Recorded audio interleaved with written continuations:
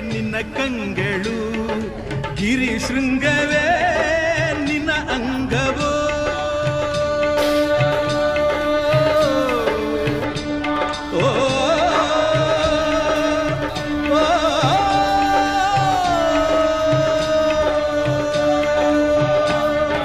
ದಿಕ್ಪಾಲಕರೇ ನಿನ್ನ ಕಾಲ್ಗಳು, ಮಿಂಚು ಸಿಡಿಲು ನಿನ್ನ ವೇಗವು, ಜೀವ ಜೀವದಲ್ಲಿ ಬೆರೆತು ಹೋದ,